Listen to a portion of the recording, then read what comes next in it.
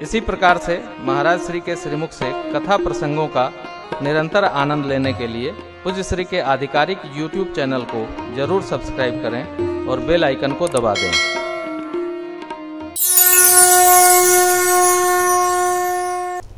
मानस वांग में गाने और सुनने का सुयोग पितृपक्ष के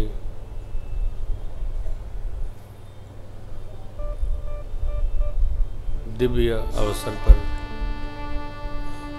हम सबको सुलभ हुई है।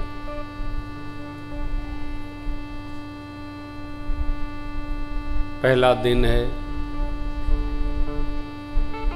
एक दो मेरी प्रार्थनाएं हैं आपसे।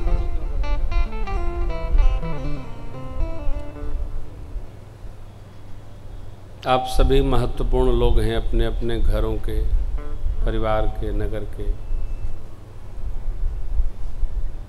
मैं ये आग्रह नहीं करूँगा कि आप 9 दिन 7 दिन 3 घंटा बैठें,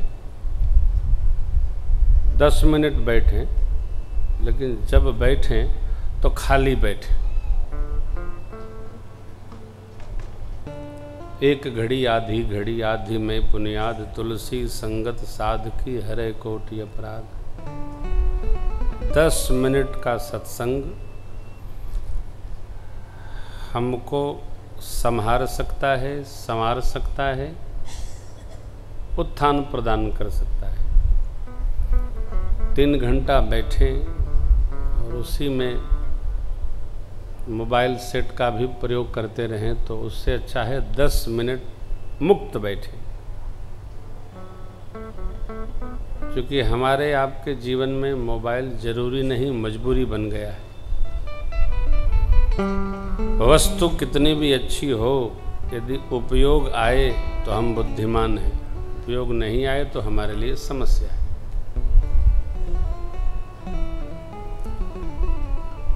थोड़ा ही सुनिए, थोड़ा सुनिए। इसलिए 7 दिन का ही समय रखा है। पितृपक्ष के अवसर पर मैं अधिकतम पूरब में ही रहता हूँ अथवा विश्राम करता हूँ।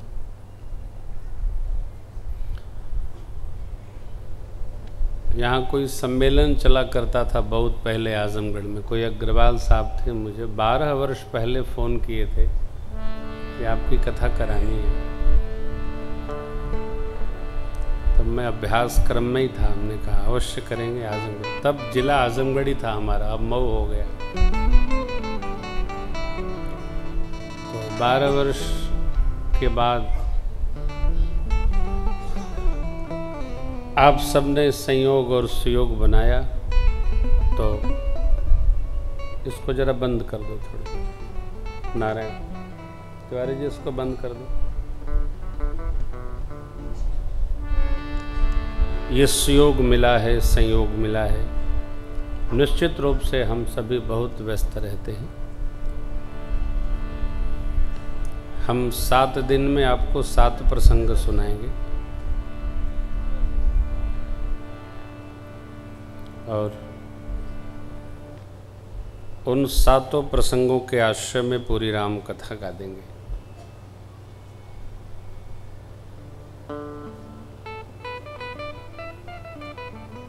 इस पितृपक्ष में हम जो भी सत्कर्म करते हैं वो हमारे अकाउंट में नहीं आता, वो हमारे पितृदेवों के पास पहुंच जाता है।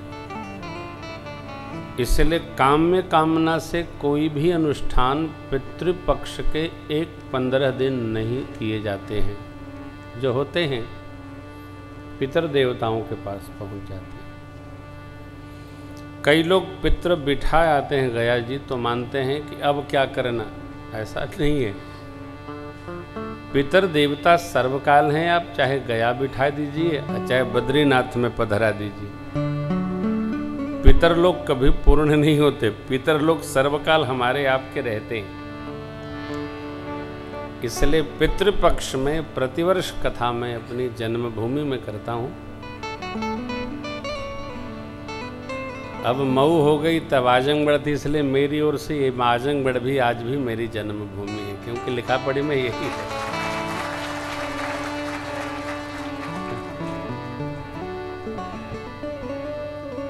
कितना अच्छा होता है। मैं तो देश विदेश सब जगह गाता रहता हूँ, लेकिन अपनों के साथ गाने का अलग रस है। हम जब गुजरात जाते हैं, हैदराबाद की तरफ आंध्रा जाते हैं, तो वहाँ के लोग कहते हैं कि आप अवधी में सुनाइए, और हम लोग अवधी भोजपुरी मूल के लोग हैं। श्री रामचरित मानस जी को पूज्यपाद गोस्वामी जी ने भगवान शिव माँ अन्नपूर्णा की करुणा कृपा से सभी भाषाओं के साथ भोजपुरी अवधी प्रधान लिखा है। और आप सब जानते हैं कि बाबा ने लिखा नहीं है, बाबा स्वयं कहते हैं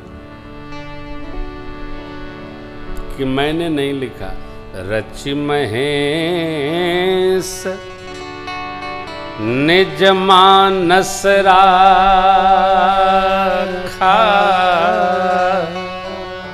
पाई शिवासन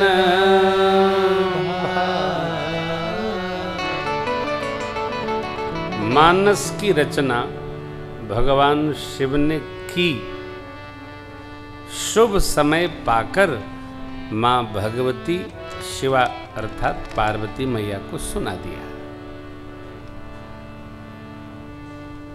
अभी किसी कथा में मैं कह रहा था कि श्री रामचरित मानस जी को धर्म ग्रंथ मानकर और साटन में लपेटकर पूजा के घर में न रखिए, इसको हृदय से लगाकर और सर्वकाल सब मंगल के लिए पढ़ने का अभ्यास करिए। क्यों? मानस जिसके मानस में आ गया वह मानस सुगंधित हो जाएगा, दिव्य हो जाएगा। आज भी जिन घरों में श्री रामचरित मानस जी को पढ़कर समझा जाता है, वहां भाई भाई लड़ते नहीं, प्रेम करते। बहुएं आपस में बड़ा लाड करती हैं, स्नेह करती हैं, ममता रखती हैं, छोटे बड़ों का आदर करते हैं और बड़े छोटों को स्नेह करते हैं। मानस के मंत्र हैं।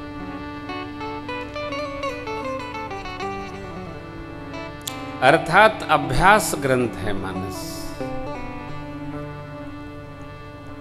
श्री रामचरित मानस जी में 7 कांड है, बाल, अयोध्या, अरण्य, किष्किंधा, सुंदर, युद्ध और उत्तरकांड। हमारे आपके जीवन में 7 दिन है। आज है बुधवार। आश्चर्य नहीं है, रविवार गणना में नहीं आता है, रिक्त दिवस है। तो कुल मिला के 6 ही दिवस हुए। और इन 7 दिवस में जो व्यवहार परंपरा है, किसी भी दिन मानस का प्रारंभ आप कर सकते हैं। रघुपति भगति केर पंथाना, 7 सीढ़ियां हैं भगवत चरण में पहुंचने की। सुंदर है, सुष्ट है, पुष्ट है, जिसको जो चाहिए मानस जी कृपा करके वो प्रदान कर देते।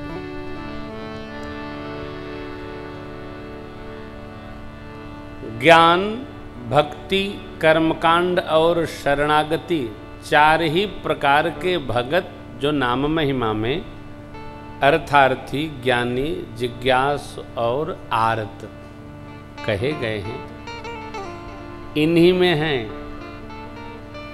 मानस के 4 वक्ता हैं भगवान भूत भावन प्रभु शिव जी,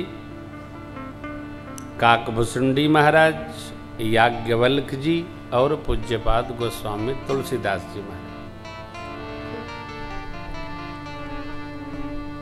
सनातन धर्म के प्रधान अमुक अमुक ये सदग्रंथ हैं।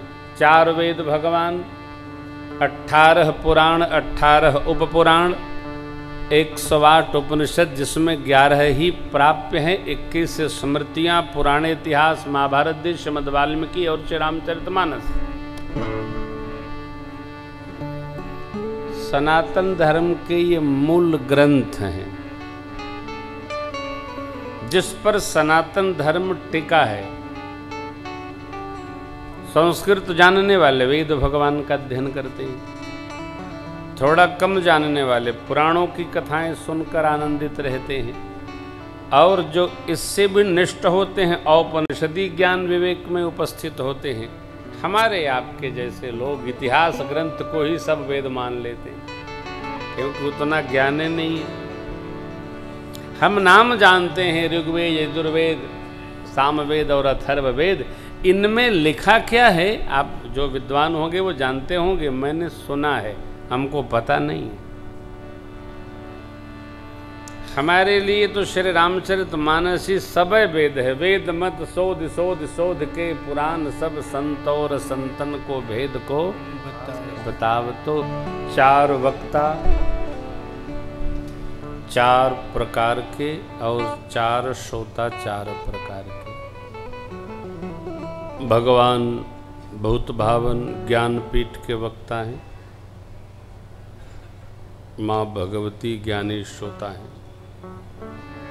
काकभूषुंडी जी महाराज भक्ति पीठ के वक्ता हैं, और गरुण जी महाराज भगवान श्री हरि के सेवक हैं। श्रद्धा से कथा श्रवण की।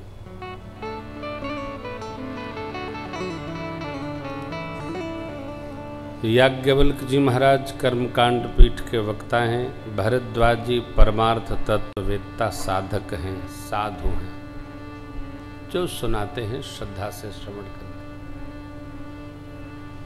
पूज्यपाद गोस्वामी जी शरणागति भाव के वक्ता हैं।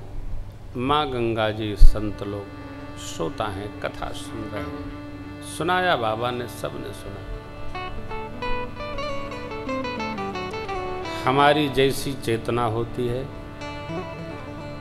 उसी प्रकार हम सद्ग्रंथों की बात को ग्रहण करते हैं।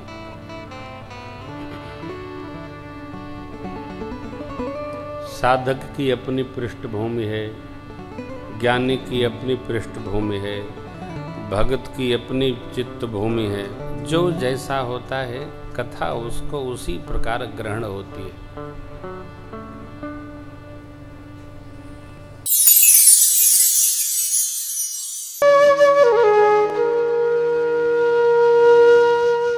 इसी तरह सुनते रहिए।